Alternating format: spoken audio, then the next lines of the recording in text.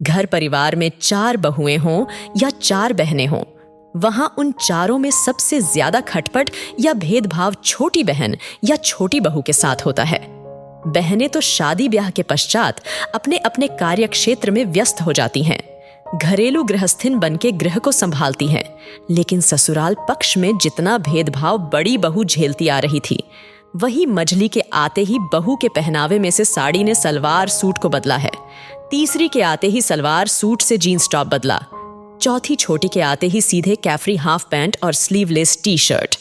बड़ी बहू बेचारी सुबह सुबह नहा धोकर साड़ी पहनकर चेहरे को घूंघट से झांपते हुए पूजा पाठ करती है, फिर सबका नाश्ता खाना तैयार करती है, सारा काम साड़ी में ही लदफदा कर बखूबी संभालती है।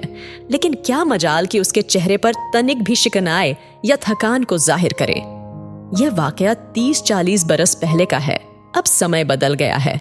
मंझली बहू आ गई है, साड़ी से सलवार सूट पर, और बड़की से कहती है, दीदी तुम भी सूट पहना करो। ससुराल है कोई स्कूल नहीं कि ड्रेस कोड हो, बस सास ससुर के सामने दुपट्टा सिर पर रख लेना। इस तरह दोनों दिन भर सलवार सूट में रहती और रात में नाइटी पहनती अपने अपने कमरे में। सुबह नहाकर सलवार सूट पहनकर देवरानी जेठानी काम में लग जाती। उन दिनों शांतिमय माहौल हुआ करता था। बड़ों का लिहाज और छोटों को स्नेह सिंचित बर्ताव बहुएं दिया करती थीं। अब समय करवट बदलता है। तीसरी बहू आती है जो बिना नहाए धोए नाइटी पहने बेखौफ ही किचन में जाकर अपने और पति के लिए 2 कप चाय बनाकर कमरे में चली जाती है। उसकी बेहयाई पर दोनों देवरानी जेठानी भी अवाक हैं और सास भी बेशरम बहू से कुछ नहीं बोलती। क्यों बोले वो? जितना धौंस वो बड़ी और मंझली पर चलाती आई थी, अब तो मौन धारण करना पड़ रहा है। यदि एक बात बोलेगी तो मुहफ्फत बहू 10 बात सुनाएगी। कारण है, बहुत सारा दहेज लेकर आई है। Swift Dzire Maruti car, 10 lakh cash, पलंग सोफा डाइनिंग टेबल, एक फ्लैट, 20 तोला सोना लेकर आई है। इसलिए सास ससुर के सिर पर चढ़कर नाच रही है।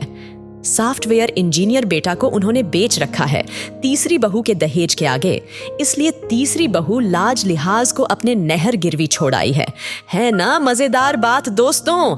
छोटी वाली बहू जब आती है तो उसके रंग ढंग तो और भी निराले।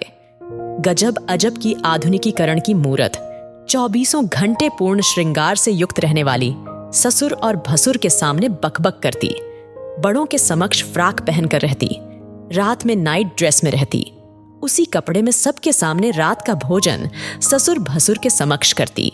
बाकी बहुएं उसके बेबाकीपन पर पलकें झपकाती रहती और आस लगाती बेचारी कि काश हम में भी छुटकी जैसा साहस होता तो सास इतना चकर घिन्नी जैसा तो नाच नहीं नचाती और हम बेबसी का आलम ओढ़े रहे। छुटकी का नौकरी पेशा है, घर में बैठे हुए ऑनलाइन बहुराष्ट्रीय कंपनी में काम करती है और लाखों कमाती है। ऐसे में घर में उसका पैसा बोल रहा है और सास ससुर के आगे उसका दबदबा कायम है, तो भला घरेलू महिला बड़की, दूसरी और तीसरी की क्या मजाल। उन लोगों की कभी हिम्मत नहीं हुई कि कभी अपने लिए आवाज उठा सके और आज छुटकी को देखकर उस पर नाच भी करे या अपने कायरता पर रोए। लेकिन छुटकी को देख बड़की की आंखें खुशी से भींग गई। अच्छा है, कोई तो है जो इनको छठी का दूध याद दिला रहा। चलो कोई नहीं। अब आया ऊंट पहाड़ के नीचे। ये भारतीय समाज परिवार की कटु सच्चाई है कि जितना बड़ी बहू सहती है और सास ससुर देवर ननद की ज्यादती, नाज नखरे बर्दाश्त करती आ रही है, उतना उसके बाद की पीढ़ी नहीं करने वाली।